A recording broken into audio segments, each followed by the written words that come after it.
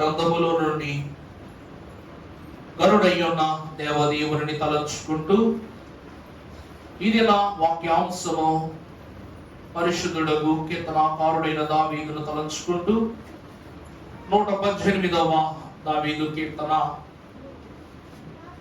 24వ అధ్యాయము. ఇది యెహోవా ఏర్పాటు చేసిన దినము, దీని యందు మనము ఉత్సాహించి సంతోషించుదము.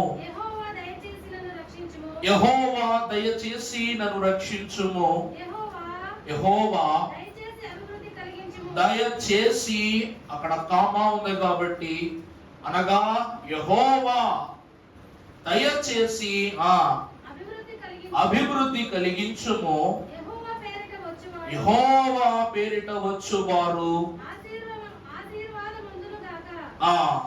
యెహోవా మందిరములో నుండి మేము దీవించుచు ఉన్నాము. ఆమేన్. ప్రభువునందు దేవుని ప్రియబిడ్డలారా, దేవుని యొక్క మహా సంకల్పమును బట్టి పరలోక ప్రస్థానమును భూలోక సంస్థానమునకు అధిపతిగా పరలోక భూలోక సంఘములను ఐక్యపరచు పరమ కృపా సత్య సంపూర్ణుడైన దేవుని యొక్క సన్నిధిలో నిలిచి ఉన్న మనకు ఆయన హస్త కృత కార్యము మన యందు స్థిరముగా తండ్రి వర్ధిల్ల చేసి దీవించును గాక. ఆమేన్. పరమ భక్తుడకు దావీదు అంటూ ఉన్న మాట, బైబిల్ మిషన్ యొక్క మహోత్సవములను ఎందరో వారి కనులారా వీక్షించుచు ఏకీభవించుచు ఆ మహోత్సవుల మహిమను కనుగొనుచున్న వారందరూ అంటూ ఉన్నారంట, ఇది దేవుని హస్తకృత కార్యము. దేవుడు ఏ చేతితోనైతే బైబిల్ మిషనును గాలిలో దైవజనునికి వ్రాసి చూపించారో ఆ చేతితోనే మిషనును గుంటూరు నందు బేతేలు గృహము యొద్ద స్థాపన చేశారట. ఆ చేతితోనే కాకాని స్వస్తిశాలను స్థాపించారట. ఆ చేతితోనే బేతేలు గృహ వాసుల ద్వారా ఈ మిషనును నడిపించుచున్నారట. ఆ చేతితోనే ఆయన మహిమ సంఘమయ్యున్న మనెల్లరను పరలోక మేఘము ఎక్కించుచున్నారట. ఆ చేతితోని మహోత్సవాల వరకు మనం నడిపిస్తున్నారు, మన తరములను నడిపిస్తున్నారు, మన తదితరులకు దైవ మహిమను పరిచయం చేస్తూ ఉన్నారు. ఎందుకు అనగా ఇది దేవుని హస్త కార్యమై ఉన్నది. దైవ భక్తులు అంటూ ఉన్నారు, ప్రియులారా, మనము ఒక గొప్ప సంశయముతో కూడుకున్న సందేహములతో ఇమిడిపోయి ఉన్న ఆలోచన విధానములో కొనసాగుతూ ఉన్న జనులమై ఉన్నాం. అందుకు గాను పరమ భక్తులు మన తండ్రి గారు అన్నారంట, దేవుడు మనకు ముడిపెట్టిన ఎన్నో గొప్ప గొప్ప పండుగలన్నీ ఆదివారముతోనే ముడిపడి ఉన్నాయని పరమ భక్తులు సెలవిచ్చారు. ఒప్పుకుంటారా? ఒప్పుకోరా? ఎన్నో పండుగలు, ఇంకా బాగా చెప్పాలంటే అన్ని పండుగలు కూడా దేనితో ముడిపడి ఉన్నాయి? ఆదివారముతోనే ముడిపడి ఉన్నాయి. ఉదాహరణకు, దేవుడు సృష్టిని కలుగజేసినది ఆదివారమున. దేవుడు సృష్టికి పునాది వేసింది ఏ రోజంట? ఆదివారం. అందుకే ఆది యందు ఏమనుంది? ఆది యందు దేవుడు భూమి ఆకాశములను సృజించెను అనగా ఆది అనగా మొదటి రోజు అనగా ఆదివారము. రెండవది, పండగలు మనము చూసినట్లయితే ప్రియులారా, దేవుని యొక్క వాక్కును బట్టి చాలా పండుగలు మనము చూసినట్లయితే ఇప్పటి వరకు మనకు వారము అను పదాన్ని మన తండ్రి గారు వరము అన్నారంట. ఏ ఆదివారం అయితే దేవుడు తన కార్యమును జరిగించు నిమిత్తము తన బిడ్డలందు ఏకీభవించుదురో ఆ దినమున మనము చూసినట్లయితే ఆ పండుగ దినము యొక్క ఆనందము వారమంతయు కూడా మనం అనుభవిస్తామట. ఉదాహరణ, మొదటిగా ఆదివారము ఏమై ఉన్నది? మొదటి పండుగ అయి ఉన్నది. రెండవ పండుగ మహోత్సవములు కూడా మన అయ్యగారు ఏం చేస్తున్నారు? ఆదివారముతోనే ఆరంభిస్తూ ఉన్నారు. మూడవది పెంతుకోస్తు పండుగ ఎప్పుడు వస్తుంది? ఎప్పుడు వస్తుంది చెప్పండి? పరిశుద్ధాత్మ కుమ్మరింపు ఎప్పుడు జరిగిందండి? ఆదివారం రోజే జరిగింది. పునరుద్ధాన పండుగ ఆదివారమే. ఇంకేం పండుగలు ఉన్నాయి మనకి? అమ్మా చెప్పండి అమ్మా. త్రిత్వాదివార పండగ. బాగానే గుర్తొచ్చింది. త్రిత్వ అనగా తండ్రి అయిన దేవుడు, తండ్రిగా, కుమారుడిగా, పరిశుద్ధాత్మనిగా ముగ్గురు ఏకమై ఏక సహవాసమున చేర్చబడిన పండుగ. ఇలాగున మన పండుగలన్నీ కూడా దీంతో ముడిపడి ఉన్నాయట. ఆదివారముతోనే ముడిపడి ఉన్నవంట. ఇలాగున లెక్క పెట్టుకుంటూ వెళితే ఎన్నో ఏర్పాట్లు. బైబిల్ మిషన్ యొక్క మహోత్సవాలు కూడా దేవుని హస్తకృత కార్యమే అని పరమ భక్తులు సెలవిస్తున్నారు. ఎందుకు అంటే కీర్తనాకారుడు ఈ మాటలు మనకు సెలవిస్తూ ఉన్నారు. ఏమని? ఇది యెహోవా ఏర్పాటు చేసిన దినము, దీని యందు మనము ఉత్సాహించి సంతోషించదము. యెహోవా దయచేసి నన్ను రక్షించుము, యెహోవా దయచేసి అభివృద్ధి కలిగించును. ప్రభునందు దేవుని ప్రియబిడ్డలారా, ఈ వాక్యం అంతటిని మన మహోత్సవాలకు జప్తు చేసుకుని రెండింటిని గుణించుచు ఈ వాక్యాన్ని మనం చూస్తే, మహోత్సవములు యెహోవా ఏర్పాటు చేసిన దినములా కాదా? ఈరోజు వరకు ఎన్నో పైన భక్తులు కావచ్చు, మనం కావచ్చు, హైందవులు కావచ్చు, తదితరులైన వారు ఎన్నో ప్రయాణాలు చేస్తూ ఉన్నారు. మనం ఎరుగుదు. గతంలో ఎన్నో ప్రమాదముల వల్ల బయటకు చెప్పకపోయినా మనం న్యూస్ ఛానల్లో చూస్తూ ఉన్నాం. దేవుని యొద్దకే వెళ్తున్నారు కానీ యాక్సిడెంట్ అయిందనో, ప్రమాదం జరిగిందనో మాటలు వింటూనే మనం ఉన్నాం. ఈ 88 సంవత్సరాల బైబిల్ మిషన్ మహోత్సవ భాగ్యములో మీ తాతలు గాని, మీ తండ్రులు గాని, మీరు గాని, మీ పిల్లలు గాని, అయ్యగారండి నేను మహోత్సవాలకు వెళ్తున్నప్పుడు నాకు ఆపద కలిగింది, వస్తున్నప్పుడు నాకు ఆపద కలిగింది అన్నవారు ఎవరైనా ఉన్నారా? చెప్పండమ్మా. అంటే దేవుడే తన హస్తకృత కార్యము ద్వారా మనల్ని ఆ స్థలమునకు నడిపిస్తూ ఉన్నాడు. ఉదాహరణ కారణం ఏమిటంటే అది యెహోవా ఏర్పాటు చేసిన దినము. దాని యందు మనం ఎలాగా ఏకీవించాలంట? ఉత్సాహించి సంతోషించదము.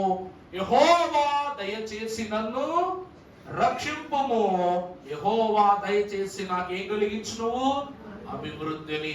మహోత్సవులలో ఏకీభవించుట ద్వారా త్రిత్వ రక్షణను ప్రభు ఇస్తున్నారు ఈ 3 దినములు. రెండవది, ప్రభు మనకి ఏం కలిగిస్తున్నారంట?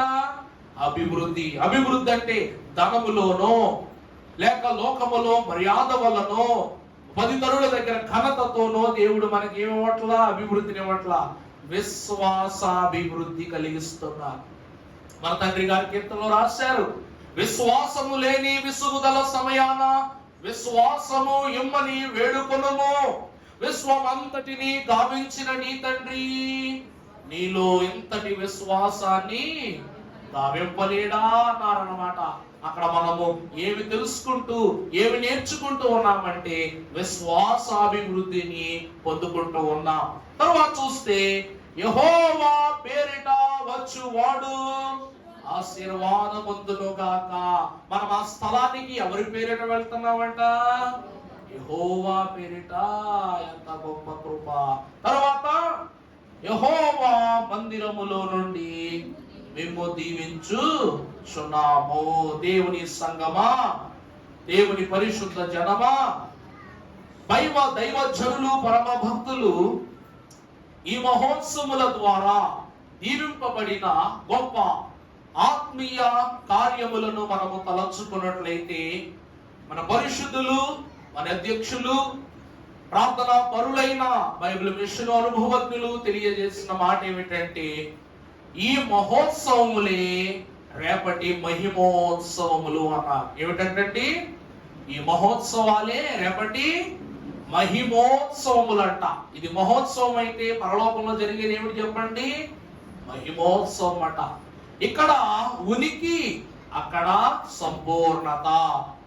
ఇక్కడ తెర, అక్కడ పరిపూర్ణత, ఇక్కడ ప్రారంభము, అక్కడ సంపూర్ణమైనటువంటి నడిపింపు అంటున్నారు భక్తులు.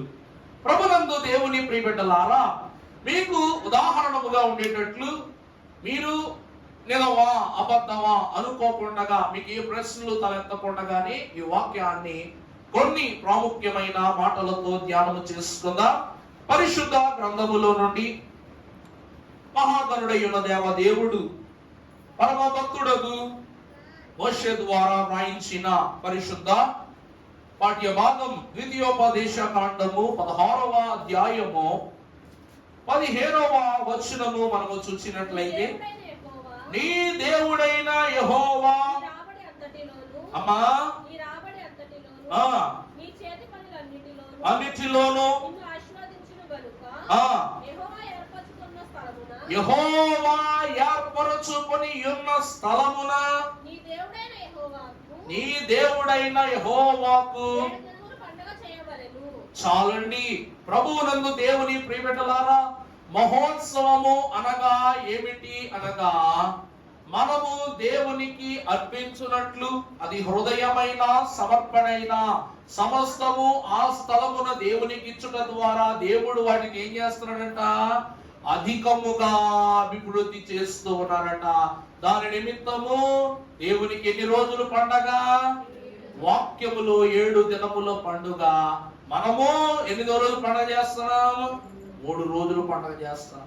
మన సంఘారాధనలో ఉన్న ఆరాధనా క్రమం అంతా మన కీర్తన పుస్తకములో క్రొద్దిదైనట్లుగా దేవుడు కూడా ధర్మశాస్త్రములో విధున్న విధులన్నిటినీ కూడా శిలువ మరణము ద్వారా తగ్గించినట్లు దేవుడు పర్ణశాలల పండుగను, మోషే కాలంలో ఏం జరిగిందంట? పర్ణశాలల పండుగ. ఈ పండుగ అనుభవముని పరమ భక్తులైన మన ఆత్మీయ తండ్రి గారు ఫాదర్ ఎం దేవదాసయ్య గారి ద్వారా 3 దినముల లేక 4 దినముల మహోత్సవ ఆశీర్వాద పండుగలుగా మారుస్తున్నారు. మహోత్సవం అనగా నిత్యము జ్ఞాపకములో ఉండే పండుగ ఉన్నది. మహోత్సవం అంటే ఏమిటండి? నిత్యము మన హృదయములో దేవుని యొక్క చిత్తమును జ్ఞాపకము చేయు పండుగలై ఉన్నవి. దేవుని కృపను మనము చూస్తే బైబిల్ మిషన్ యొక్క అనుభవాన్ని ఎరిగిన వారులారా, మనము కాస్త ముందుకు వెళ్ళినట్లయితే కీర్తనల గ్రంథం 140వ అధ్యాయము 4వ వచనం చదువమ్మా. యెహోవా భక్తిహీనుల చేతిలో పడకుండా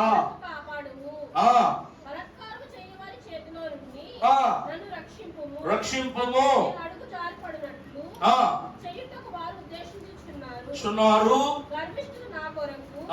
అమ్మా 145:4 తల్లి. ఒక తరము వారు 145 కీర్తన గ్రంథం 4 145 అధ్యాయం 4. ఒక తరము వారు మరి ఒక తరము వారి ఎదుట. అమ్మా నాకు ఒక మాట చెప్పండి, మహోత్సవాలకు వెళ్తున్నప్పుడు వీడిని తీసుకెళ్ళకూడదురా బాబు, మనం వెళ్ళిపోవాలి, పదరా బాబు వెళ్ళిపోదాం అంటున్నారా? లేకపోతే నువ్వు రాలా, నీకు తెలుసుద్దురా, నీకు అక్కడ ఉన్నటువంటి అద్భుతం ఏంటో చూడాలరా, నువ్వు అక్కడ జన సమూహాన్ని చూడాలరా, అక్కడ విశ్వాసాన్ని చూడాలరా, ఆ పలుకులు వినాలరా, ఆ ప్రభావాన్ని నువ్వు చవి చూడాలరా, నువ్వు రారా అంటావా? లేకపోతే వదిలేరా తర్వాత ఎందుకు అంటావా?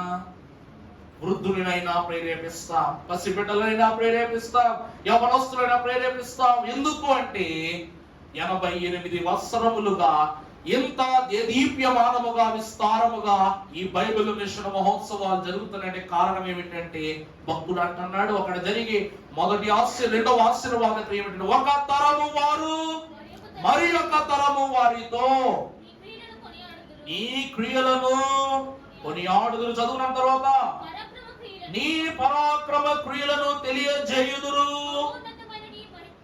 మహోన్నతమైన నీ ప్రభావ మహిమను, నీ ఆశ్చర్య కార్యములను, నీ భీకర కార్యమును విక్రమమును మనుష్యులు వివరించదును, నేను నీ మహాత్యమును. అవండి ఈ వచనాలన్నీ అక్కడ నెరవేరట్టే కదా. దేవుని యొక్క మహిమను చూస్తాం, దేవుని ప్రభావాన్ని చూస్తాం. ఈ వివరణలన్నీ కూడా ఎవరు చెప్తారంట?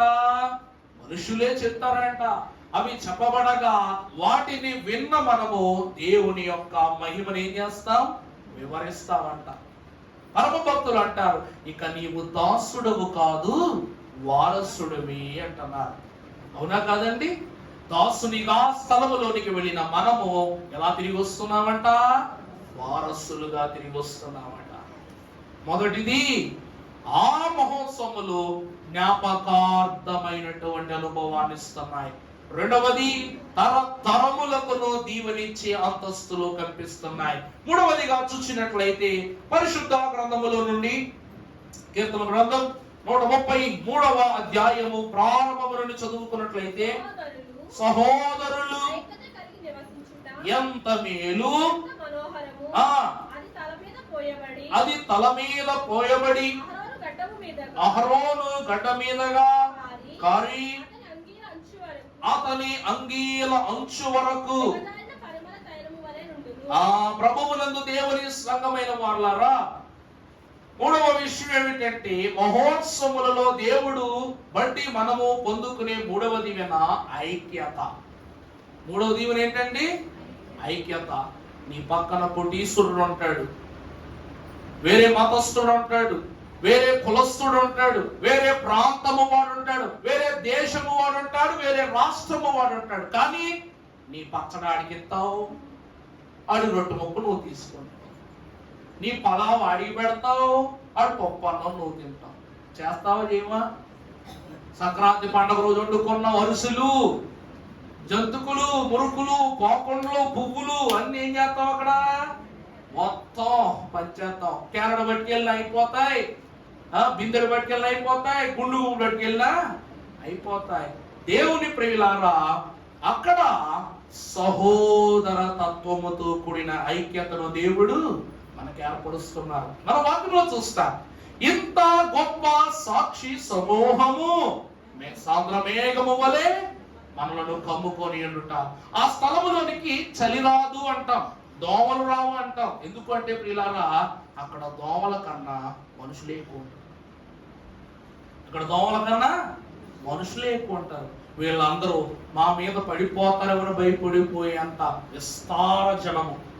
మన అయ్యగారు కన్నీళ్లు పెట్టుకుంటూ ఒక గొప్ప మాట, ఇక ఆయన హృదయము తత్తరిల్లిపోయి కన్నీళ్ళలో నుంచి ఆ మాట వచ్చేసి ఏమిటంటే, ఈ సంవత్సరము సభల తేదీలు ముందుకు జరిగాయని అందరూ కూడా అయ్యో వస్తారా రారా అన్న సంకోచాన్ని కలిగించారు. కానీ ఆ యొక్క సంకోచమును నిస్సంకోచముగా తొలగింపజేసి మాకు సభతో పని గాని తేదీలతో పని లేదని రుజువు చేసిన నిజమైన దేవుని బిడ్డలారా, మీ అందరకు నా మరణాత అన్నారయ్య గారు. ఎంత గొప్ప మాట అండి! నిజమే, దేవుని బిడ్డలకు దేనితో పని లేదు, సమయముతో పని లేదు, స్థలముతో పని లేదు, తేదీలతో పని లేదు. ఎవరితో పని అంట? దేవునితోనే పని. అక్కడ ప్రార్థనాస్తులు చదువుకున్నప్పుడు ఒక అబ్బాయి దూరదేశముల నుండి వచ్చుచున్నాడు. అతడు ఫలానా బండికి వస్తారని చెప్పినప్పుడు ఆ ఇంటి వారు అతని కొరకు ఆ స్థలమున వేచి చూడగా అతడు ఆ బండికి రాకపోయాను. మరలా అతడు అదే బండి పట్టుకుని మరొక చోటికి స్టేషన్ కు వెళ్ళాను అని అన్నారు. దేవుని ప్రియబిడ్డలారా, ఇక్కడ మనము చూసినట్లయితే దేవుని వాక్యం అంటుంది, దేవుని సమయం అంటూ ఉంది.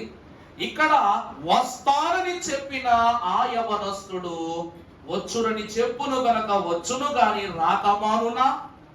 మన ప్రభువు యొక్క మహత్యము ఆ స్థలములో జరిగింపబడుట అనివార్యము. కానీ ఒక రోజు ముందు కావచ్చును, ఒక రోజు వెనక కావచ్చును, గాని దీవెన మారుతుందా? సమయము మారినా ఆశీర్వాదము మారదన్నారు. అందుకే ప్రియులారా, ఆ స్థలము ఐక్యతను సమకూర్చిన స్థలము, శత్రువర్గమునకు చోటివ్వని స్థలము. అక్కడ ఉన్నవారు, లేనివారు, కానివారు అందరూ సమకూడి దేవుడిని ఆరాధించే స్థలం. అందుకే పరమ భక్తులు అన్నారంట, ఇంత గొప్ప సాక్షి సమూహము మేఘము వలె ఆ స్థలం అంతటిని కమ్ముకొనుట. మొదటి ఆదివారం రోజు మేము అనుకున్నాం, జనం అమ్మో ఈ రోజు 1,00,000 పైనే వచ్చేస్తారు జనం అనుకున్నాం. మేము పిచ్చోళ్ళలో నిజంగా 2,60,000 మందికి పైగా మొదటి ఆదివారం రోజు సమూహంలో వచ్చేసారు. మన పక్కన మన తోటి వారుంటే వారిని కూడా వాడి మనవాడని గుర్తుపట్టలేము. అలాగనమాట. కిట్టలాడిపోయారు జనం. పందిళ్ళు సరిపోలేదు, కూర్చోవడానికే కాదు నిలబడినా కూడా సరిపోనంత జనం అయిపోయారు. అయ్యగారు ఇక నిర్ణయం తీసుకున్నాడు అనమాట. ఖచ్చితంగా ఇక రాబోయే దినములలో బైబిల్ మిషన్ సభల విషయమై అందరూ కూర్చుండి అంత పెద్ద పందులు వేయించేసేయాలని అయ్యగారు స్థలాన్ని మార్చడం జరిగింది. ప్రభువునందు దేవుని ప్రియమిట్లారా, ఆ స్థలములో పరిశుద్ధులతో సమైక్యత కలిగి మనం ఉంటూ ఉన్నాం. ఇక 4వదిగా మనము చూసినట్లయితే కీర్తన గ్రంథము 100వ అధ్యాయం 2వ వచనం చదువుకున్నట్లయితే, సంతోషముతో ఉత్సాహ గానము చేయుచు ఆయన సన్నిధికి రండి.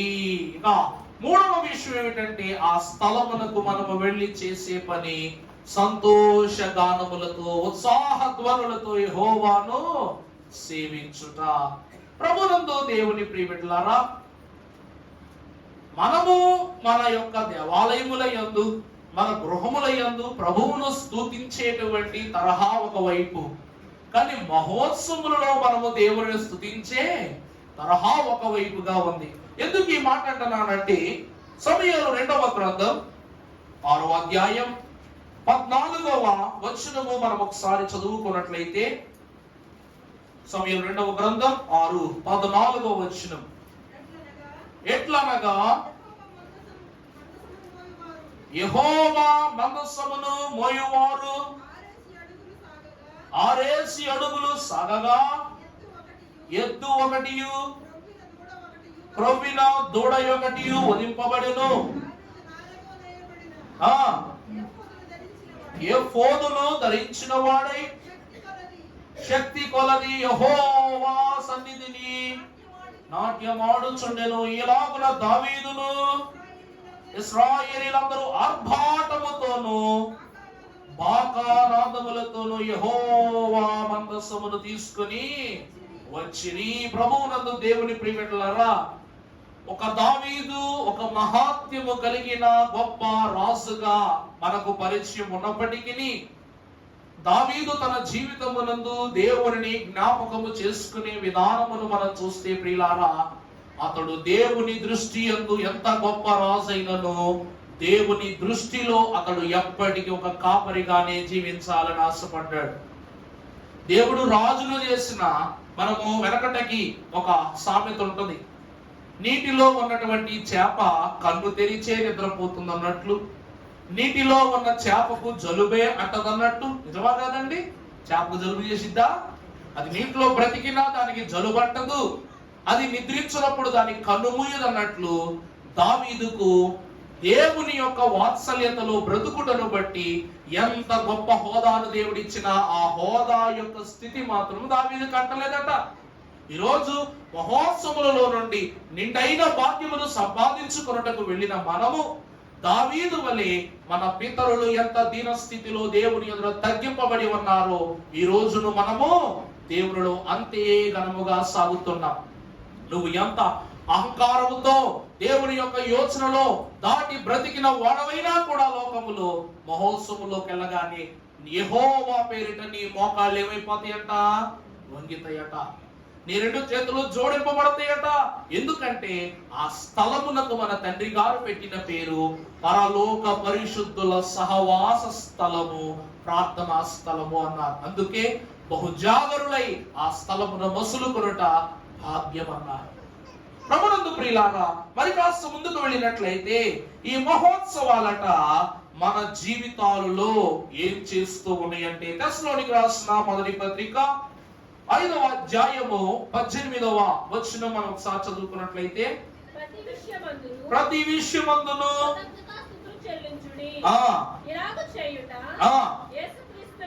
యేసు క్రీస్తునందు దేవుని ప్రియమిట్లారా, ఈ మహోత్సవము మన యందు ఏం చేస్తూ ఉన్నది అంటే ప్రియులారా, కృతజ్ఞత. ఏం చేస్తూ ఉందండి? కృతజ్ఞత. మనం ఒక వాక్యం చెప్పారు మొన్నటి దినాన నాగేంద్ర గారి గృహం దగ్గర ఒక వాక్యం చెప్పాం. ఏమని? ప్రార్థన పాపం చేయనివ్వదు, పాపం ప్రార్థన చేయనివ్వదు. నా మాట అర్థమైందండి? పాపం ఏం చేయనివ్వదంట? ప్రార్థన చేయనివ్వదంట. ప్రార్థన ఏమో పాపం చేయనివ్వదంట. దైవజనులు అన్న గొప్ప మాట ఇది. ఈ రెండు పదాలు ఒకదాని వెనక ఒకటి ఉన్నప్పటికీ అర్థము మాత్రము చాలా వివరపూరితముగా కనబడుతూ ఉన్నది. ఎందుకు అంటే ఇది యెహోవా గుమ్మము, ఇది పాపము నిలువని గుమ్మము, ఇది యెహోవా ఏర్పాటు చేసిన దినము అనగా జనకుని ఇష్ట జనము వచ్చు స్థలమై ఉన్నదని పరమ భక్తులు సెలవిస్తున్నారు. అలాగనే ఆ మహోత్సవం యొక్క అనుభవంలో ప్రవేశించిన మనకు కూడా పరమ భక్తుడు అంటూ ఉన్నాడు. చదువురానప్పుడు ఆ మాట తెస్సలోనికీయులకు రాసిన మొదటి పత్రిక, ప్రభువు విషయమందు ప్రతి విషయములో ప్రభునందు దేవుని ప్రియబిడ్డలారా, ఒక మనిషికి ఎందుకు కృతజ్ఞతాస్తుతులు చెల్లించాలి? దేవునికి కృతజ్ఞత చేయుట ద్వారా మనకు కలిగే మేళ్ళేంటి? ఏ ప్రభువా, నీ కృతజ్ఞత చేయకపోతే నా వైపు చూడవా? నీకు కృతజ్ఞత చెప్పబోతే నన్ను దీవించవా? అడగండి ప్రభువుని. ఇంతమంది భక్తులు కృతజ్ఞతలు ఎందుకు చెల్లించారు నీకు? ఎందుకంత ప్రార్థనాపరులుగా నీలో కొనసాగిపోతున్నారు? వారు కృతజ్ఞత చేసినందుకే దావీదును రాజును చేశావా? నీకు కృతజ్ఞత చెప్పినందుకే సమూయేలును తొలి ప్రవక్తను చేశావా? కృతజ్ఞత చేసినందుకు మా తండ్రి గారికి బైబిల్ మిషన్ అప్పగించావంటే నిజమే. కృతజ్ఞత అంటే దండ వేయటమో, సాలువా కప్పటమో, దండ పెట్టటమో కాదు. ఆయన మహిమను కనుగొనుటయే కృతజ్ఞత. భక్తులు అంటున్నారు 139వ దావీదుకి 136వ దావీదు కీర్తన ప్రారంభంలో చూస్తే యెహోవా దయాళుడు. ఎందుకు కృతజ్ఞత చెప్పాలంటే ఆయన దయగలవాడు గనక. మానవులు ఎప్పుడు ఎక్కడ తన ఉనికిని చాటని దయను చూపించిన గనుడు గనక, ఆయనను కొట్టినను తిరిగి కొట్టని దయగలవాడు గనక, వేధించను వేధించని దయగలవాడు గనక ఆయన దయాళుడు అనగా దయా అను మాటకు సంపూర్ణతనిచ్చిన మహాగణుడే యేసుక్రీస్తు ప్రభు. అందుకే ఆయనకి ఏం చెప్పాలి? కృతజ్ఞతాస్తుతులు చెప్పాలి. రెండవది, దేవునికి ఏం చేయాలి? కృతజ్ఞతాస్తుతులు. ఎందుకంటే ప్రియులారా, ఆయన దయాళుడు గనక ఆయన కృతజ్ఞత చెప్పగానే దేవుడు ఏం చేస్తాడంట? ఆయన కృప నిరంతరము ఉండును. కృతజ్ఞత ద్వారా దేవుడు మనకి ఇవ్వబోయే ధన్యత ఏమిటంటే నిరంతరము ఉండే కృప. రెండవది, దేవునికి ఆయన ఎవరంట? దేవదేవుడు తండ్రిగా రాశారు, ఒక్కడే దేవుడు, ఒక్కడే దేవుడు, ఒంటరిగా నీయుండి అనాదిని, ఒంటరిగా నీయుండి అనాదిని.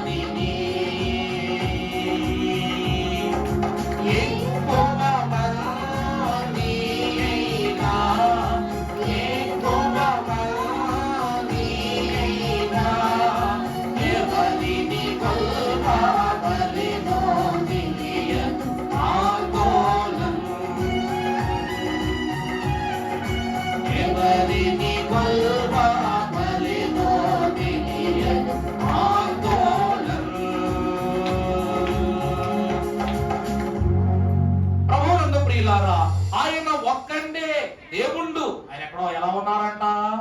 ఒంటరిగా ఉన్నారంట. ఎవరిని జత చేసుకోవాలా? ప్రభువు.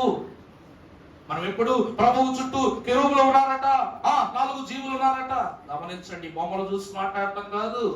ప్రభువు అత్యున్నత సింహాసనముపై ఆసీనుడు, అంటే అందజాలని స్థలము. ఆ స్థలములకు పాత్రులై ఈ 4 జీవులు కూడా నలుదిక్కులుగా ప్రభువుని ఏం చేస్తున్నారంట? ఆ ఉనికిని మోస్తున్నారంట. ఆయన మహిమను చూడలేక 2 రెక్కలతో ఎగురుచు, 2 రెక్కలతో పాదములు, 2 రెక్కలతో ముఖములు కప్పుకుని ప్రభు ఎదుట సజీవ తత్వాన్ని అని ఉనికిని చాటుకుంటున్నారంట ఈ 4 జీవులు. ఇక 24 పెద్దలంటారా, వారు ప్రభు ఎదుట ఉండరండి. వారికంటూ ఒక లోకమే ఉంది. వాళ్ళకంటే ఏముందండి? లోకమే ఉంది. 24 కూడా విమర్శ చేయుటకు అధికారం ఇవ్వబడిన వారు కనుక ప్రశంస చేయుటకు అధికారం ఇవ్వబడిన దేవుని ఎదుట నిలువ జాలరు. ఎక్కువ మంది అయినా ఎవరిని గొల్వవలెనో తెలియదు ఆందోళన. అందుకే దేవుని వాక్యం అంటుంది, ఆయన ఎవరనగా నేను దేవుడును అనుకుని వాళ్ళందరికీ ఆయన ఎవరంట? దేవుడు. దేవునికి కృతజ్ఞతాస్తుతులు చెల్లించండి. మీరు దేవుడు అనుకున్న వారికి కాదు, దేవుడు అనుకున్న వారి పైన ఉన్న దేవునికి ఏం చేయండి? కృతజ్ఞత చెప్పండి. అప్పుడు ఆయన కృప నిరంతరము ఉండును. తర్వాత మనం చూసినట్లయితే ఆయన ఒక్కడే మహా ఆశ్చర్య కార్యములు చేయువాడు. మూడవది ఏంటంట? దేవునికి ఎందుకు కృతజ్ఞతాస్తుతులు చెల్లించాలంటే ఆయన మాత్రమే ఆ మహా ఆశ్చర్యాలు కాదండి, ఆశ్చర్యాలు కాదు. నోట్లో నుంచి లింగం తీయటమో, కడుపులో నుండి ముత్యాలు తీయటమో, ఆకాశంలో ఫోన్లు తీయటమో కాదు. అనగా మానవుడు జరిగించలేనివి, మహాత్యములతో కూడుకొననివి అద్భుతాలు గారణీలు కాకుండా ఈ లోకములో వలదు అన్న దానిని కలదు అని చేయగలిగే కార్యము చేయవాడు ఎవడంట? దేవదేవుడు. అందుకే ఆయన ఒక్కడు మాత్రమే మహా ఆశ్చర్య కార్యములు చేయువాడు. నిజంగా ప్రియులారా, ఇందులో ఇంతమందిలోనే అంత గొప్ప కంతుంటే చితి మీద పెట్టిన వాళ్ళు లేపమానండి, లేపుతాడో లేదో చూద్దాం. ఆ ఒక్క పని చేయగలమా? చేయలేము. సమాధిలో ఉన్న రూపం ఇవ్వమానండి, ఇవ్వగలమా? ఆయన ఒక్కడు మాత్రమే ఆ అద్భుత కార్యములు చేయగల సమర్థుడు. అందుకే ఆయనకు కృతజ్ఞతాస్తుతులు చెల్లించాలి. అందుకే దైవజనులు అన్నారు, ఈ 136వ కీర్తన కృతజ్ఞత కీర్తన, జ్ఞాపకార్థ కీర్తన అన్నారు.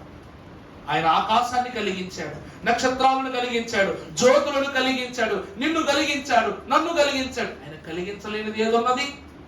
ఏది లేదో చెప్పు, అది ఖచ్చితముగా దేవుని సంబంధమైనది కానే కాదు అని ప్రభు పేరిట మీకు మనవి చేస్తున్నా.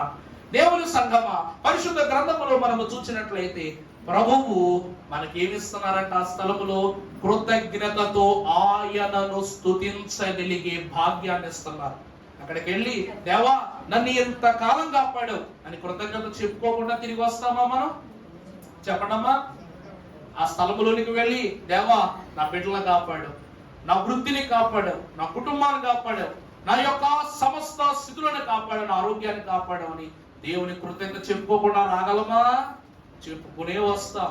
అందుకే పరమ భక్తుడి రాస్తూ ఉన్నాడు, యేసు క్రీస్తు పేరిట వచ్చు వారు అందరూ ధన్యులు. ఆ స్థలంలోనికి వచ్చి వారు అందరూ ఎవరంట? ధన్యులు. తర్వాత చూసినట్లయితే లేవి కాండము 11వ అధ్యాయము 45వ వచనం మనం చదువుకున్నట్లయితే, లేవి కాండం 11వ అధ్యాయం 45వ వచనం. అమ్మా, నేను మీకు దేవునై ఉండుటకు ఐగుప్తు దేశము నుండి నేను మేము నేను పరిశుద్ధుడను గనక.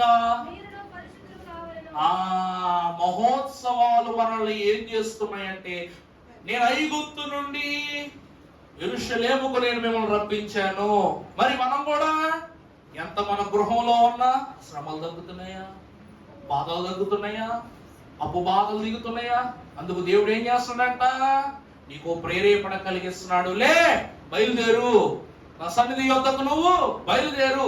ఎలాగైతే ఐగుప్తు చెరబట్టి లోక శ్రమల నుండి విడిపింపబడుటకు వారిని యెరూషలేమును తన సన్నిధికి నడిపించుకున్నారు, ఆ 3 దినములు ఐక్య సమూహమై పరలోక పటాలమున స్థలమునకు దించడానికి నీ గృహములో నువ్వు పడుతున్న ఐగుప్తు చెర వంటి శ్రమల నుండి నిన్ను తప్పించుటకు దేవుడు ఏం చేస్తున్నాడంట? అక్కడ నుండి ఆ స్థలానికి నడిపిస్తున్నాడంట. నడిపించి దేవుడు ఏం చేస్తున్నాడు చెప్పండి, చదువమ్మా. నేను పరిశుద్ధుడను కనుక. పరిశుద్ధ స్థలములో ఏమున్నది అనగా పరిశుద్ధత ఉన్నది. అనగా పరిశుద్ధత అను మాటకు అర్థం ఏమిటనగా యేసు క్రీస్తు ప్రభువు ఆ స్థలములో ఉన్నారు. అందుకు గాని అది పరిశుద్ధ స్థలమునకు మధ్య ఉంచబడిన తెరను చింపివేసి ప్రభువు రెండింటికి ఆయన మధ్యవర్తిత్వమును చేసినట్లుగా మనం చూస్తున్నాం. మహోత్సవాలలో మనము గమనించినట్లయితే ప్రియులారా, ఆ స్థలములో ఏమున్నది అంటే పరిశుద్ధత ఉంది. నాకు వివాహం గురించి మా పాదులు అందరూ కూడా నౌకోబాకండి, దయచేసి ఓ మాట అంటున్నారు. మేము స్టేజ్ దగ్గర ఇన్ఛార్జ్ అనమాట, నేను మొత్తం మెయిన్ పదరంతా ఇన్ఛార్జ్ అయితే ఎక్కడ ఏం జరుగుతుంది అన్నది మొత్తం చూసుకోవాలి. నేను సౌండ్ ఎలా వస్తుంది, ఎవరెవరు ఎక్కడ ఉంటున్నారు, పోలీసు వాళ్ళు సెక్యూరిటీ ఎక్కడ చేస్తున్నారు, ఇవన్నీ కూడా మీరు చూసుకోవాలి. అన్ని చూసుకుంటున్నప్పుడు నాకు ఒక వాకీ టాకీ ఇచ్చేస్తారు, అది చూసుకుని తిరుగుతుంటే అధికారులు వాళ్ళు ఏమన్నారంటే నైట్ ఎన్ని గంటలకి 2:30 గంటలకు అనమాట, అర్ధరాత్రి 2:30 గంటలకు, అప్పుడు కూడా పాదులందరూ మెలుపుగానే ఉండాలి. అలా అంటున్నారు, ఒరే వీళ్ళందరూ ఏంట్రా తమ్ముడు, ఏంటి వీళ్ళందరూ ఇలా చేస్తున్నారు, ఏం చేస్తున్నారంటే పెళ్లికార ఆడపిల్లలందరూ కూడా పందిరి చుట్టూ కర్రలు టచ్ చేసుకుంటూ ప్రార్థన చేసుకుని వెళ్ళిపోతున్నారు. మొత్తం పందిరి చుట్టూ తిరిగేస్తారు. తెలుసు కదండి, మీరు చూస్తారు కదా పందిరింట మొత్తం ప్రతి కర్ర కాడమంతా ముట్టుకుంటూ పందిరి చుట్టూ 7 సార్లు తిరగాలనుకునే వాళ్ళు ఉంటారు, 20 సార్లు 21 సార్లు తిరగాలనుకుంటారు. ఇలాగా వాళ్ళందరూ తిరుగుతుంటే అయ్యగారు అంటున్నారు అనమాట, వీళ్ళందరికీ ఎంత నమ్మికో,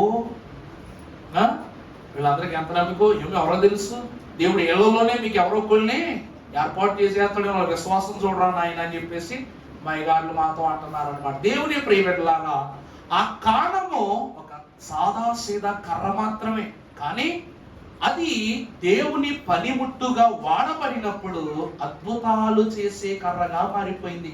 అందుకే నిర్గమకాండములో ఆ సమయం వరకు గొర్రెలను కాచుటకు ఉపయోగించిన కర్ర తర్వాత ఏ కర్రగా మారిపోయింది? మోషే చేతిలో అద్భుతాలు చేసే కర్రగా మారిపోయింది, ఆదేశించే కర్రగా మారిపోయింది. గత సంవత్సరం, ఈ సంవత్సరం కాక పై సంవత్సరం మహోత్సవాల్లో మనకు మీ బస్సు ఏ ఎంట్రీ గేట్ లోంచి అయితే వచ్చిందో దానికి ఆర్చమ్మ చూసారా, బైబిల్ మిషన్ ఎంట్రీ, అక్కడ కట్టిన కర్రలో ఒక వారం 10 రోజుల తర్వాత సుమారు ఒక 15-20 రోజులు అట్లా అలాగే ఉంచేస్తారు. అలా ఉంచేసినప్పుడు కొంతమంది అయ్యగారులంట ఆ ప్రాంతం మీదుగా వెళ్తూ టీ తాగుదామని ఆగారంట. చోట ఆగితే అక్కడ పాతినటువంటి కర్ర గొంసల్లోంచి చిగుర్లు వచ్చేస్తున్నాయంట, ఫుల్గా చిగుర్లు వచ్చేసినాయంట. దేవుని ప్రియబిడ్డలారా, మహోత్సవముల కొరకు వాడబడినది ఎండిపోయిన కర్రలైనను దేవుడు ఆ స్థలమున ఏమిస్తాడంట? చిగురునిస్తాడంట. మనం చూస్తాం, ఆకు వాడక తన కాలమందు ఫలమిచ్చు చెట్టు వలె ముందును. దేవుడు మనలను మొద్దు బారిన మన జీవితములు, మోడు బారిన ఆలోచన కలిగిన హృదయమును చిగురునిచ్చున్నట్లు ఆ స్థలములో మన దేవుడు ఏం చేస్తున్నాడంట? తనతో సమానముగా నేను పరిశుద్ధులను గనక మీరును శుద్ధులు చేస్తున్నాడంట. ప్రభునందు ప్రియులారా, ఈ 88 సంవత్సరాలు కూడా వేలెత్తి చూపబడని ఘనమైన పరలోక పటాలము చేత జరిపింపబడుతున్న ఈ మహోత్సవాలు పరిశుద్ధుని హస్తకృత కార్యము. తర్వాత మనం చూసినట్లయితే మత్తయి సువార్త 5వ అధ్యాయం 16వ వచనం చదువుకుందాం. మనుష్యులు మీ సత్క్రియలను చూచి పరలోకము నందున్న మీ తండ్రిని వారి ఎదుట మీ వెలుగును ప్రకాశింపనీయుడి. ధర్మశాస్త్రమునైనను ప్రవక్తల యొక్క వచనములైనను కొట్టివేయ వచ్చితినని మీరెల్లరును తలంచవద్దు. ప్రభువునందు దేవుని ప్రియబిడ్డలారా, మరొకసారి చదువున మాట 16వ వచనం. ఏమండి? మనుష్యులు మీ సత్క్రియలను చూచి పరలోకమందున్న మీ తండ్రిని మహిమ పరచునట్లు. ఈ 3 మాటలు చూడండి. మనుష్యులు మీ సత్క్రియలు చూచి పరలోకమునందున్న తండ్రిని మహిమ పరచునట్లు. ఇక్కడ 3 విషయాలు మనం చూస్తున్నాం. మనము మనుష్యుల వరుసలో లేము. అర్థమైందండి? మనం ఎవరి వరుసలో లేమంట. అందుకే అయ్యగారు అన్నారంట, ఈ పందిటిలోనికి వచ్చిన వాడు వచ్చినట్టే తిరిగి వెళ్ళడంట. ఈ పందిటిలోనికి వచ్చిన వాడు ఎలా తిరిగి వెళ్ళంట? మరి మానవుని వల్ల వచ్చిన వాడు మానవునిలా తిరిగి వెళ్ళడట. ఎలా వెళ్తాడంట? దేవ మానవునిగా తిరిగి వెళ్తాడంట. ఎలా వెళ్తాడండి? దేవ మానవునిగా. ఏమండి, మీరు వెళ్ళేటప్పుడు ఎలా ఉన్నారు, వచ్చేటప్పుడు ఎలా ఉన్నారు? ఆ పందిరిలో ఉన్న అనుభవాన్ని ఒకసారి మీకు మీరుగా నెమరు వేసుకోండి. ప్రతి దినము ఆ ప్రజలందరితో పెద్ద పోరాటం వేసుకుని త్వరగా నేను ఆరాధనకు రెడీ అవ్వాలి, ప్రార్థనకు రెడీ అవ్వాలి, కార్యక్రమానికి రెడీ అవ్వాలి, మొదట ప్రారంభ ప్రార్థన అనడానికి ముందే నా అన్ని సిద్ధం చేసుకుని దేవుని సన్నిధిలో మోకరించాలి అనేటువంటి ఆసక్తి ఎలా ఉంటుంది చెప్పండి మనకి. ప్రభునందు ప్రియులారా, మన ఆలయమునకు వచ్చినప్పుడు మీ యొక్క ఈ క్రమము ఎలా ఉంటుందో ఎరుగము, కానీ ఆ స్థలములో మాత్రము నేనంటే ముందు. అవునా కాదా? అప్పుడట ఈ లోకమంతయు ఒక వింత చూస్తుందంట. ఏంటంటే, వీడేనారా ఇలా పరిగెడుతున్నాడేంటి, ఇలాగా సిద్ధపడిపోతున్నాడేంటి అంటే, మనుషులంట మన సత్క్రియలు చూసి మన క్రియల ద్వారా పరలోకమునందున్న తండ్రిని ఏం చేస్తారంట, మహిమ పరుస్తారంటే. నువ్వెవరు అనగా సాక్షి. నువ్వెవరు అంటే పరలోక తండ్రి ద్వారా ఆయన సముఖ సంగమై ఉన్న పరిశుద్ధతకు నువ్వెవరవై ఉన్నావు, సాక్షాత్తుకే. ఎంత గొప్ప సాక్షి సమూహము అని అంటూ ఉన్నారు. అక్కడకు మానవునిగా వెళ్ళిన మనము సాక్షి సమూహముగా తిరిగి వస్తూ ఉన్నాం. ఎంత గొప్ప సంగతి, నిజమా కదా?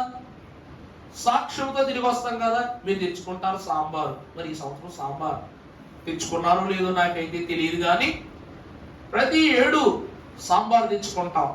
సాంబారు ముప్పదుగా ఎగ్జాక్ట్ గా చెప్పండి, ఎన్ని రోజుల సాంబారు చెడిపోకుండా ఉంటది చెప్పండి. ఇప్పుడు మన ఇంట్లో కాసుకున్న సాంబార్ అనుకోండి, రాత్రి కాసుకున్నాం అంటే ఈరోజు పగడకు మధ్యాహ్నానికి ఏమైపోద్ది, పాడు. మరి మహోత్సవాలను తెచ్చుకునే క్యాన్ తెచ్చుకుంటారు, ఒకటి ఒక మగ్గో లేకపోతే ఒక బాటిల్ మనం తెచ్చుకుంటాం. క్యాన్ అయితే కన్ఫర్మ్, అన్నం తెచ్చుకోకపోయినా సాంబార్ తెచ్చుకుంటాం. అది చెడిపోకుండా ఎన్ని రోజులు ఉంటది, సుమారు 2 రోజులు పైనే ఉంటది. కారణం ఏంటండి? కారణం ఏంటి? దైవజనులు ఏమన్నారు తెలుసా? జీవాహారము నేనే. దేవుడు అంటున్నారంట, అక్కడ ప్రతి పదార్థములోనూ దేవుని యొక్క హస్తం ఉంది. అందుకే రాజే వడ్డించును స్వయముగా, దేవరాజే వడ్డించును స్వయముగా. వడ్డించువాడాయనే, అందించువాడాయనే, వడ్డించువాడాయనే, విందు కర్తయు ప్రధాని అయి ఉన్నవాడు కూడా ఆయనే. అందుకే ప్రియులారా, అక్కడ తెచ్చుకున్న పదార్థములు మన యందు చెడిపోకుండా, ఆహారమే చెడిపోకుండా ఉన్నట్లు దేవుడు ఆయన యొద్దకు చేర్చబడిన మన హృదయములను కూడా చెడిన సంగతులను తొలగించి వెలుగై ఉన్న సంగతులు సమకూర్చి లోకములో ఉన్న వారందరికీ కూడా మనల్ని ఎలా పరిచయం చేస్తున్నాడట? సాక్షుల వలె పరిచయం చేస్తూ ఉన్నాడంట. అందుకే ఇంత గొప్ప సాక్షి సమూహం అన్నారు. మానవులి సమూహంగా వెళ్ళిన మనము సాక్షి సమూహంగా తిరిగి వస్తున్నాం ఆ స్థలములో నుండి. చివరిగా మన పరిశుద్ధ గ్రంథములో చదువుకున్నట్లయితే యెషయా గ్రంథం 1వ అధ్యాయము 13 నుండి చదువునానా కొన్ని మాటలు. అమ్మా చదువునా, చదువు. మీ నైవేద్యము వ్యర్థము,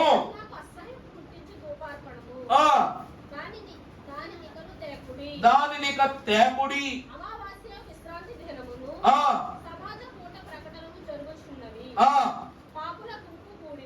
పాపుల గుంపు కూడిన ఉత్సవ సమాజమును నేను ఓర్చజాలను.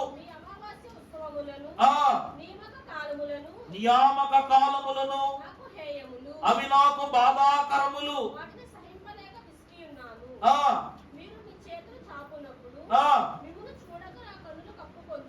మీరు బహుగా ప్రార్థన చేసినను నేను వినను. నిండి ఉన్నవి మీ దుష్క్రియలు నాకు కనబడకుండా వాటిని తొలగింపుడి. కీడు చేయుట మానుడి, మేలు చేయ నేర్చుకొనుడి. న్యాయము జాగ్రత్తగా విచారించండి.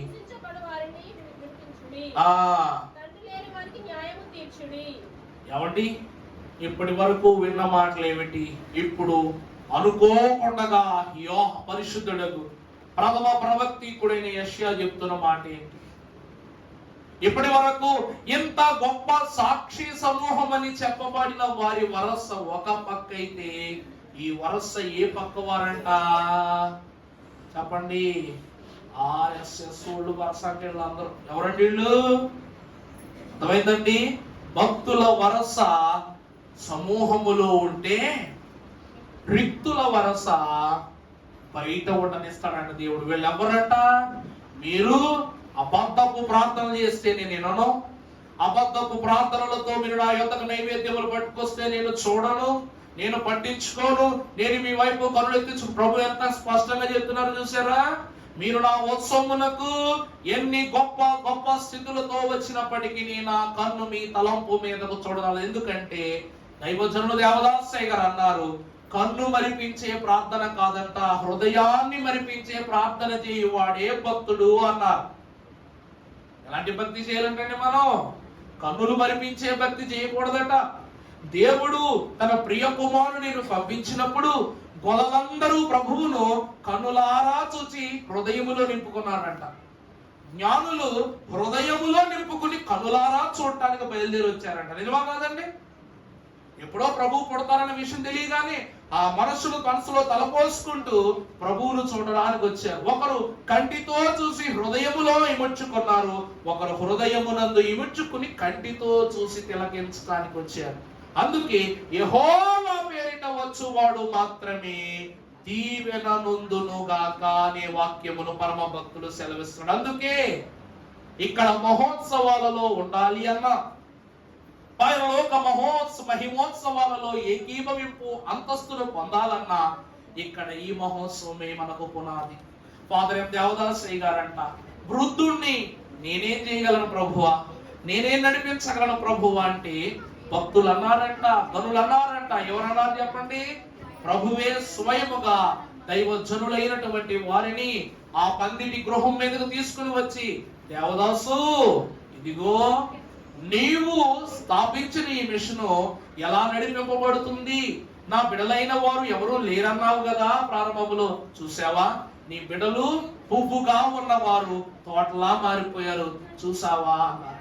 దేవుడు కూడా దైవజనునితో కలిసి ఒకే స్థలమున స్తుతించే ధన్యత మహోత్సవముల వేదిక. దేవుని యందు ప్రియ సంఘమా, పరిశుద్ధ సంఘమా, కాస్త సర్దుకోండమ్మా, కాస్త సర్దుకోండి. దేవుని కృప ద్వారా ఇదే భక్తులైనటువంటి వారంట. చివరిగా నా మాటను ముగిస్తూ పరిశుద్ధ గ్రంథములో 150వ అధ్యాయం 6వ వచనం చదువుకుందాం. కీర్తన గ్రంథం. సకల ప్రాణులు యెహోవాను స్తుతించుదురుగాక. యెహోవాను అక్కడ ఏమంటే మీకు ముచ్చట చెప్తానే, మహోత్సవాలు స్టేజ్ దగ్గర మేము చూసిన గొప్ప వింత, అది మీకు చెప్పడానికి బహుశా ఇప్పుడు దేవుడు జ్ఞాపకం ఇచ్చాడు.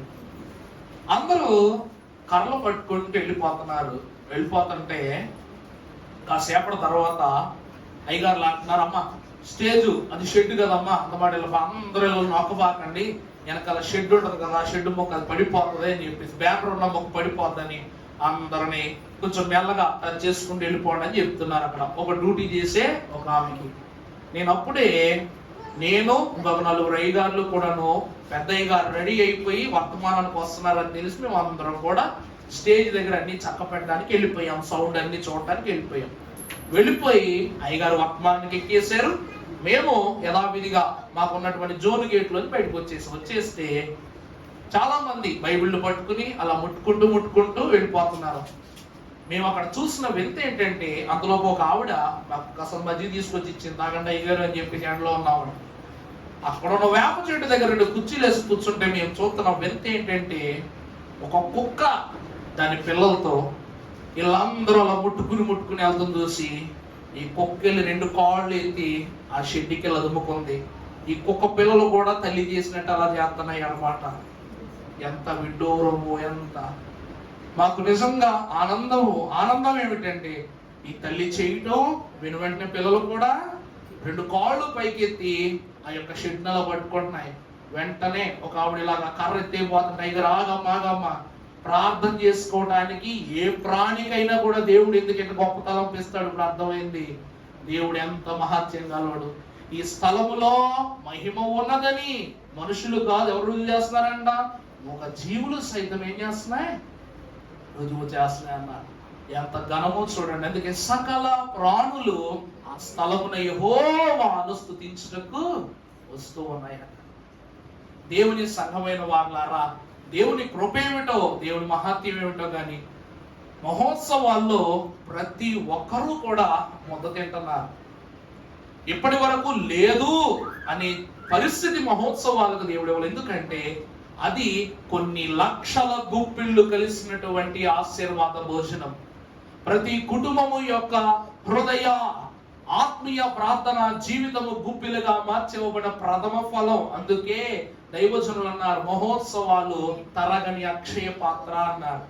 మహోత్సవాలు తరగని అక్షయ పాత్ర అన్నారు. అంటే ఇక తీసే కొద్ది వస్తుందే గాని ఆగేది లేదన్నారు. అందుకే ప్రియులారా, ఇక్కడ ఎలాగైతే ఈ అనుభవాన్ని మనము చూసి 3 దినాలు ఆనందిస్తున్నామో, 1000 ఏండ్ల స్వీయ పరిపాలనలో ఆ మహిమోత్సవంలో కూడా దేవునితో అట్టి అనుభవాన్ని సంపాదించుకుంటామని ప్రభు పేరున మీకు తెలియజేస్తూ, ఆ భాగ్యములో ఈ 3 దినముల ఆనందం మీకు 100 ఫలముగా తండ్రి అనుగ్రహింపజేసి 1000 ఏండ్లు స్వీయ పరిపాలన స్వాస్యములో మిమ్మల్ని పాలి భాగస్సునుడు చేసి దీవించును గాక. పరిశుద్ధుడా, మహోన్నతుడా, నీకు వందనములు. మహోత్సవం మహాత్యములు చేయనన్నారు. ఆ మహాత్యమే మహిమోత్సవపు బాట అయి ఉన్నదన్నారు గనక తండ్రి, పరలోక పరిశుద్ధులు ఈ నరలోక పరిశుద్ధులు సరివేగముగా పరిశుద్ధ ఆత్మీయ ధన్యత భాగ్యములు సంపాదించుకున్నట్లు మేము విన్న వాటిని, కన్న వాటిని, తలంచిన వాటిని అన్నింటినీ తండ్రి మా హృదయములను నిలుపుకొని నీ ధన్యతలో, నీ ఆత్మ సారథ్యములో తండ్రి రానున్న దినములన్నీ కూడా స్వీకృతముగా సంపూర్ణ స్వాస్యపూర్వముగా నడిపింపబడగలుగు ధన్యత ఈ పరిశుద్ధ సంఘమైన మా ఎల్లరకు, మా బిడ్డలకు ఎల్లరకు తండ్రి మీరు ప్రాప్తింపజేసి దీవించుమని, త్వరలో ఈ మహోత్సవములను ఈ తరము వరకు ఉనికి చూచిన మాకు రాకడ కాలములో ఆ మహోత్సవముల చవిని శీఘ్రముగా మాకెల్లరకు అనుగ్రహించిన యేసునామమున మిక్కిలి వినయముగా బ్రతిమలాడి వేడుకొనుచున్నాం తండ్రి. దేవుడు ఈ వాక్యములను మర్మమును, ఈ మర్మములో ఉన్న మిమ్ములను పరలోక సౌధములో సంతుష్టి సమాధాన ఆశీర్వాద ఫలములతో బైబిల్ మిషన్ విజయ పతాకములో మన అందరినీ వెలిగింపజేసి దీవించి మహిమ పొందును కాక.